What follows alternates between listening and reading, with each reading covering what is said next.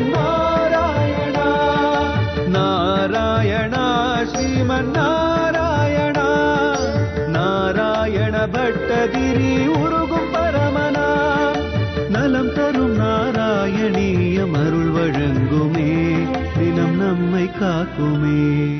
வாமே வைகுண்டசையா பனிபதி கடகோ வாசுகி பிரம்மசூத்ரக ரக்ஷேனஸ்தக்ஷகேன கிரதித கடிதடச்சாரு கார்கோடகாரக பத்மம் கர்ணேபசவ்யே பிரதிமபதிமகோ பத்மயன்யத்ர பிப்ரத் சூடாயாம் சங்கபாலோ குலிகமபி புஜே தட்சிணே பக்ஷி மல்லக. பாகவத சாரமான ஸ்ரீமன் நாராயணியத்தில் 15வது தசகத்தில் நாராயண பட்டத்ரி பகவான் மகாவிஷ்ணு கபில வாசுதேவனாக அவதரித்து தன்னுடைய தாயாரான தேவகோதிக்கு கபில கீதையாக வாழ்க்கையினுடைய தத்துவங்கள் தன்னை எப்படி தியானிக்கிறோம்ன்ற முறையெல்லாம் விவரிச்சுருக்கார். அவருடைய திவ்ய தரிசனத்தை அடைஞ்சுட்டே தேவகோதி அதை சிரவணம் பண்ணிட்டு இருக்கான்னு நம்ம கேட்டு இருக்கோம். தேவகோதி மாத்திரமா திவ்ய தரிசனத்தை அடைஞ்சுட்டு இருக்கா? உடனே நமக்கும் நினைவுக்கு வருது, நாம இன்னைக்கு எந்த திருக்கோயில்ல எந்த கண்ணனுடைய திவ்ய தரிசனத்தை அடைய போறோம்னு. நாம் அடைய இருக்கக்கூடிய திருக்கோயிலும் சேலம் மாவட்டத்தில் அமைந்திருக்கின்றது. ஸ்ரீ லட்சுமி கோபால சுவாமி திருக்கோயில் ஏத்தாப்பூர். இந்த ஏத்தாப்பூர் எங்கே அமைந்திருக்கின்றது? சேலத்திலிருந்து சுமார் 30 கிலோமீட்டர் தூரத்திலேயும், ஆத்தூரிலிருந்து சுமார் 15 கிலோமீட்டர் தூரத்திலேயும், வாழப்பாடியிலிருந்து சுமார் 19 கிலோமீட்டர் தூரத்திலேயும் 3 மார்க்கங்கள் மூலமாகவும் அடையக்கூடிய சிறிய கிராமம். இதோ கோயிலை அடைந்து விட்டோம். பெரிய விமானங்களோ ராஜகோபுரங்களோ இங்கு இல்லாவிட்டாலும் கோயிலை நோக்கும் போதே இது புராதனமான பழமை வாய்ந்த திருக்கோயில் என்று நமக்கு புலப்படுகின்றது. பலிபீடத்தை தொழுது கொண்டோம். கொடிக்கம்பம், புராதனமான இந்த கொடிக்கம்பத்தையும் நாம் வணங்கி உள்ளே நுழைகின்றோம். ஆகா, எல்லா வைணவ ஆலயங்களிலேயும் இருப்பது போல அது மட்டுமா, இந்த தசகத்திலே கபில வாசுதேவனானவர் கருடாரூடனாக தன்னை வணங்க வேண்டும் என்று உபதேசித்துக் கொண்டிருக்கின்றாரோ அந்த கருடனுடைய திவ்ய தரிசனத்தை அடைகின்றோம். கருடனுக்கும் இங்கு தனி சன்னதி இல்லை. ஆனால் மகாவிஷ்ணுவை நோக்கி நின்ற திருக்கோலத்திலே கையை கூப்பிக் கொண்டிருக்கக்கூடிய அவரை வலம் வந்து இதோ கோயிலையும் வலம் வர ஆரம்பிக்கின்றோம். ஆகா, அழகான ஒரு ஆஞ்சநேயனுடைய திவ்ய தனி சன்னதி. அருள் தரும் ஆஞ்சநேயர் என்று இவருக்கு திருநாமமாம். ஒரு உயர்ந்த கோலத்திலே நின்ற திருக்கோலத்திலே இவர் காட்சியை அளிக்கின்றார். சிறிய திருவடியினுடைய திருவடி தரிசனத்தை நாம் அடைகின்றோம். அந்த திருவடியானது முன்னும் பின்னுமாக வைக்கப்பட்டு சுந்தரகாண்டத்திலே சீதையை தேடுவதற்காக தான் மந்திர மலையிலிருந்து கிளம்பிய திருவடிகளோ என்று திவ்ய தரிசனத்தை நமக்கு அளிக்கின்றது. ஒரு ஆஞ்சநேயனுடைய திருக்கையானது அபய கஸ்தமாக நமக்கு அபயத்தை அளித்துக் கொண்டிருக்க, மற்றொரு திருக்கையானது கம்பீரமாக அவர் இடுப்பிலே வைத்துக் கொண்டு பறக்க வேண்டிய ஒரு பாவத்திலே தன்னுடைய இடுப்பிலிருந்து நீண்ட தோள் வரை கதையை கம்பீரமாக தாங்கிக் கொண்டிருக்கக்கூடிய கதையினுடைய திவ்ய தரிசனத்தையும் அடைகின்றோம். இதோ திருமுகத்தினுடைய உயர்ந்த சேவை. திருமுகத்திற்கு மேல் இருக்கக்கூடிய திருமுடியிலே தன்னுடைய வாளானது சுருட்டப்பட்டு தலைமேல் சேவை சாதிக்கக்கூடிய ஒரு அழகான திவ்ய தரிசனமும், அதற்கு மேல் கட்டப்பட்ட சிறிய மணியும் நமக்கு சேவையை அளிக்கக்கூடிய ஆச்சரியமான காட்சி. இந்த ஆஞ்சநேயனிடத்திலே இங்கு இருப்பவர்கள் கூறுகின்றார்கள், நாமும் இதோ திவ்ய தரிசனத்தை அடைந்து கொண்டிருக்கின்றோம். 18 விதமான துவாரங்கள் இவருடைய பாதத்திலிருந்து அவரை ஒரு சுற்று சுற்றி அவருடைய விக்கிரகத்தை நாம் கண்ணால் நோக்கினோமே ஆனால் 18 ஆபரணங்களுக்கு நடுவிலே இந்த ஆஞ்சநேயனுடைய விக்கிரகமானது அமைந்திருக்கின்றதாம். நமக்கெல்லாம் தெரியும் 18 என்ற எண்ணே வெற்றியை குறிக்கக்கூடியதாக இருப்பது. பகவத்கீதையினுடைய அத்தியாயங்கள் 18, புராணம் 18, உபபுராணம் 18, வரக்கூடிய ஆடி மாதத்தினுடைய பண்டிகை ஆடி 18 என்று 18ற்கென்று வெற்றியை அளிக்கக்கூடிய பல பெருமைகள் நமக்கு அமைந்திருக்கின்றன. இந்த ஆஞ்சநேயனும் வெற்றியை அளிக்கக்கூடியவர். அசாத்திய சாதக சுவாமின் அசாத்தியம் தவகிம்வத என்று வெற்றியை அளிக்கக்கூடிய 18 துவாரங்களுக்கு மத்தியிலே இவர் கம்பீரமாக ஒரே கல்லிலே வடிவடிக்கப்பட்ட அழகான ஒரு விக்கிரகமாக இருக்கக்கூடிய ஆஞ்சநேய சுவாமி நம்மை பார்த்தவுடன் தன்னுடைய கண்களை திறந்து கொண்டு திறந்த கண்களோடு நமக்கு சேவையை சாதிக்கக்கூடிய ஒரு உயர்ந்த வைபவத்தோடு இந்த ஆஞ்சநேயனுடைய திவ்ய தரிசனத்தோடு சிறிய திருவடியினுடைய பெருமையோடு பெரிய திருவடியான கருட வாகனத்தை பற்றி ஆஞ்சநேயனுடைய வைபவத்தோடு நாம் அங்கு பட்டத்திரி எவ்வாறு தொடர்கின்றார் என்பதை சிரவணம் செய்வதற்காக கபில வாசுதேவனுடைய சம்வாதத்திற்கு நாம் திரும்பிவிட்டோம். கபிலனிடத்திலே தேவகூதியானவள் சிரவணம் செய்து கொண்டிருக்கின்றாள். தாயாரை முன்னே அமர்த்தி கொண்டு இவன் உயர்ந்த பீடத்திலே குருவாக தாயார் சுவாமியாக அமர்ந்து கொண்டு உபதேசத்தை செய்கின்றான். நமக்கு கவனத்திலே இருக்கும், கருட வாகனனாக என்னை நீங்கள் தரிசிக்க வேண்டும். நான் கருடன் மேல் ஊர்ந்து வரக்கூடிய ஒரு திவ்ய பாவத்தை உங்களுடைய மனதிலே தாங்கிக் கொண்டோ எங்கெங்கெல்லாம் நான் கருடன் மேல் பவனி வருவேனோ அந்த திவ்ய தரிசனங்களை நீங்கள் தரிசித்து விட்டால் பரம பாவங்களை போக்குவேன் என்று உபதேசிக்கக்கூடிய அழகான ஸ்லோகத்தை பட்டத்திரி தொடர்ந்து கொண்டிருக்கின்றார். விமலமதிருபாத்தைர் ஆசனத்யைர் மதங்கம் கருட சமதிரூடம் திவ்யபூஷாயுதங்கம் ருச்சிதுலித தமாலம் சீலயேதானுவேலம் கபில தனுரிதித்வம் தேவகோத்யைர்ஞகாதீகி. அம்மா, அஷ்டாங்க யோகங்கள்லாம் பண்றது நீங்க கஷ்டமா இருக்கும்னு சொன்னால் என்ன தியானம் பண்ணணும்னு சொன்ன கருடாதி ரூடனாக என்ன பண்ணணும்னு சொல்லிட்டு இருக்காராம். அதனால தான் நம்ம கடந்த பகுதியிலேயே அனுபவிச்சோம்.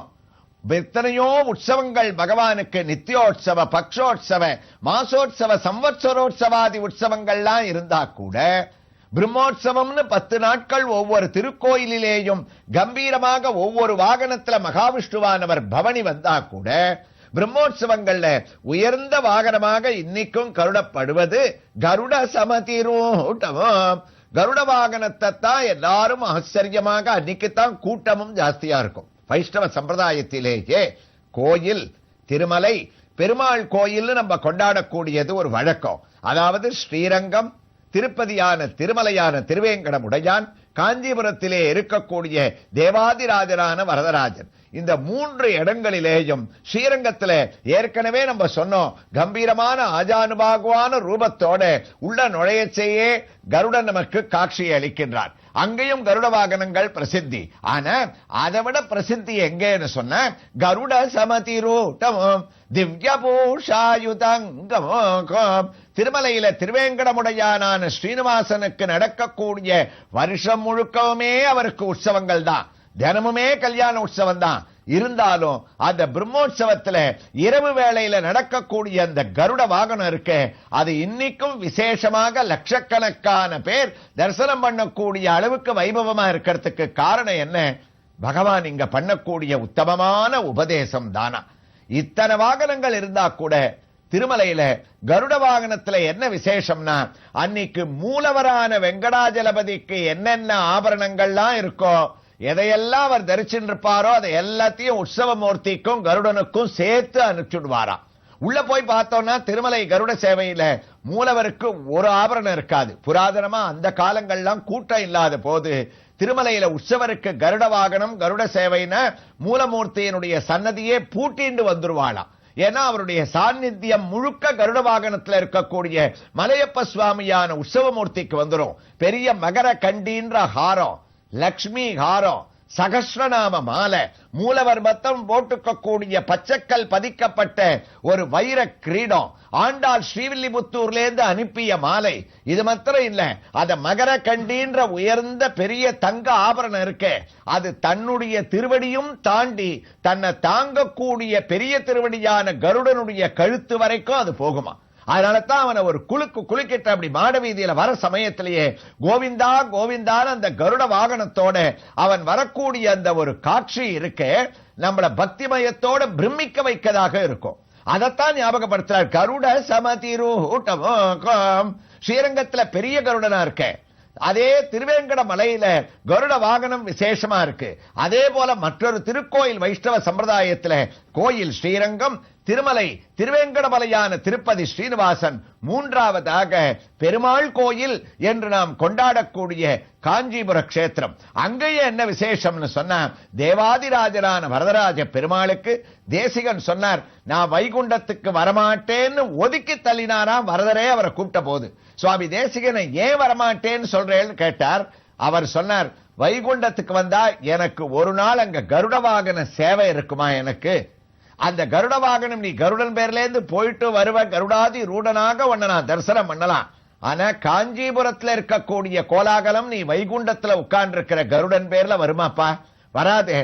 அந்த அளவுக்கு திருமலையில ராத்திரி வேளையில கருடோற்சவம். அது மாத்திரம் இல்ல, இன்னைக்கும் பிரதி பௌர்ணமி திருமலையில ஸ்ரீனிவாசன் மாட வீதியில கருட வாகனத்துல ஒவ்வொரு பௌர்ணமியிலையும் வந்து காட்சி கொடுத்துட்டு இருக்கான். அது மட்டுமல்ல, அங்க இருக்கக்கூடிய ஆனந்த நிலைய விமானம்னு எந்த விமானத்தை பார்த்தாலே நமக்கு திருமலையப்பனை தரிசனம் பண்ண ஒரு பெருமை ஏற்படுறதோ, கிரீடாச்சலம்னு பேரு.